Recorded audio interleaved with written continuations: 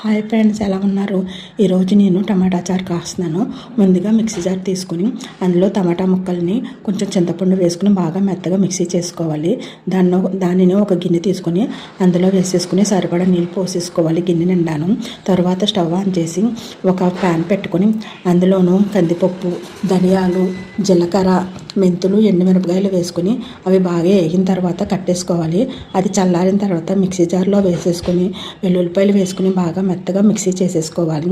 తర్వాత ముందుగా పెట్టుకున్న చారులోనే ఈ మిక్సీ పట్టుకున్న మిశ్రమాన్ని వేసేసుకొని అందులో పసుపు, ఉప్పు, ఉల్లిపాయ ముక్కలు, పచ్చిమిరకాయ ముక్కలు, కరివేపాకు, కొత్తిమీర, అందులో సరిపడా బెల్లం వేసేసుకుని బాగా మరగనివ్వాలి. అది మరిగిన తర్వాత కట్టేసుకుని స్టవ్ ఆన్ చేసి అదే కడాయి పెట్టుకుని అందులోనే కొంచెం నూనె పోసుకుని పోపు దినుసులు వేసుకుని అవి బాగా వేగిన అలా తాలింపు వేసేసుకుంటే కమ్మగా ఉంటే టమాటా చారు రెడీ అయిపోద్ది. అది అన్నంలో వేసుకుని వడియాలు పెట్టుకుని తింటే ఎంతో రుచికరంగా ఉంటుంది. Bye, please subscribe, share and like. Thank you.